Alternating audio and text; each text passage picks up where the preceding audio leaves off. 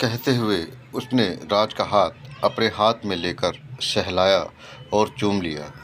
इन हाथों ने मुझे अंगूठी पहनानी चाहिए, इसलिए इन्हें मैं चूम कर अपने प्यार का इजहार कर रही हूँ। एक दिन दोनों गेस्ट हाउस के लॉन में बैठे चाय का आनंद ले रहे थे। दोनों एक दूसरे को अपने कॉलेज के दिनों के बारे में विस्तार से बता रहे थे। मेघा ने बताया कि कैसे उस लड़के के करीब आने का प्रयत्न करते थे, लेकिन वह किसी के प्रति आकर्षित नहीं होती थी। अपनी पढ़ाई पर ध्यान केंद्रित करके अपना टॉप करने का उद्देश्य वह पूरा करना चाहती थी। राज ने भी मेघा को अपना कॉलेज लाइफ के बारे में बताया कि कभी उसने लड़कियों के साथ नज़दीकी नहीं बनाई, बस अपने दोस्तों के साथ मौज मस्ती की। मेघा, मैं एक बार फिर तुमसे कह रहा हूँ कि मुझे अपने डैडी का एड्रेस और मोबाइल नंबर दे दो। जैसा तुमने बताया था कि डैडी बिल्कुल अकेले हैं। तुम्हारी माँ उन्हें छोड़कर जा चुकी है। मेरा उनसे मिलना ज़रूरी है। कहीं ऐसा ना हो कि वे कोई और लड़का तुम्हारे लिए देख लें।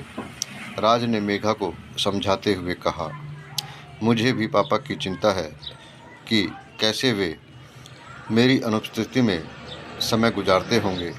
उन्हें खाना भी बाहर से मंगाना पड़ता होगा। पहली बार उनसे दूर आकर मैं यहाँ रह रही हूँ, मेघा ने कहा। राज बोला, मुझे तुमसे पूरी सहानुभूति है।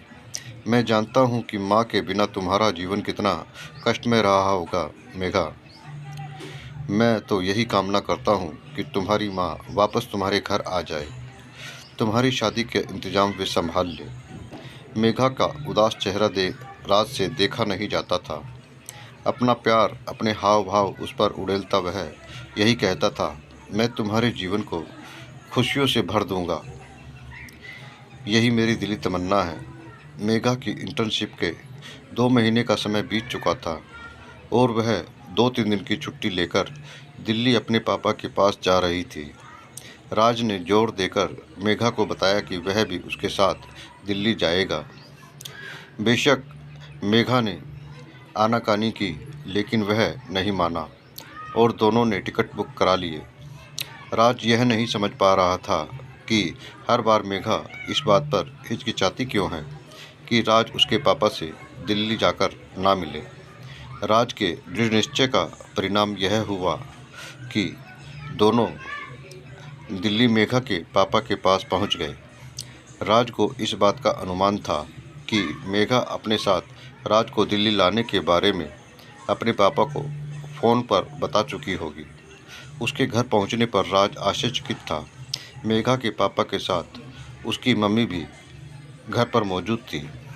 राज ने प्रश्न किया, मेघा, तुमने तो बताया था कि तुम्हारे मम्मी पापा का तलाक हो चुका है, मम्मी साथ नहीं रहती है। मेघा ने कहा, मुझे भी सरप्राइज हुआ था जब पापा ने फ़ोन पर बताया था कि तलाक की प्रक्रिया पूरी होने से पहले उनका मम्मी से समझौता हो गया है और वे खुशी खुशी उनके साथ रहने के लिए चली आई है। मैं इस बात से बहुत खुश हूँ। वह अपनी माँ के गले लगकर बहुत रोई। मेघा के पापा की आंखें भी आंसुओं से भर आई थी। सब ने मिलकर बैठकर एक साथ नाश्ता किया। चाय पीकर माहौल को अनुकूल देखकर मेघा ने शरारत भरी मुस्कुराहट के साथ राज से कहा, मेरी पूरी बात धैर्य से सुन लो, प्रतिक्रिया बाद में देना। मम्मी पापा में कभी कोई मतभेद या तलाक हुआ ही नहीं था। मैंने तुमसे झूठ बोला था। तुमसे सहानुभूति प्राप्त करने और प्यार पाने के लिए मैंने ऐसा किया था। तुमसे मिलते ही पहली नज़र में ही मैंने तुम्हें चुन लिया था। दुनिया में तुमसे बेहतर जीवन साथी तो हो ही नहीं सकता। क्षण भर को वह रुकी, फिर राज से पूछा, क्या तुम मुझे माफ़ कर सकोगे? मेरा तरीका गलत हो सकता है, पर मेरा मकसद अपने लिए योग्य प्रेमी को चुनना था। यह मेरा आखिरी झूठ था। भविष्य में कभी झूठ का सहारा नहीं लूँगी। मेघा के माता पिता हक्के बक्के होकर अपनी पुत्री को निहार रहे थे।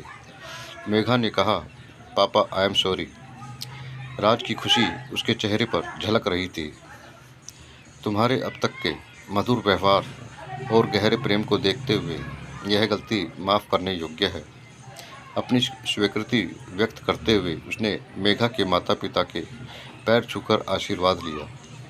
अगले कुछ दिनों बाद राज और मेघा की अपने अपने परिवार की सहमति से शादी हो गई। समाप्त।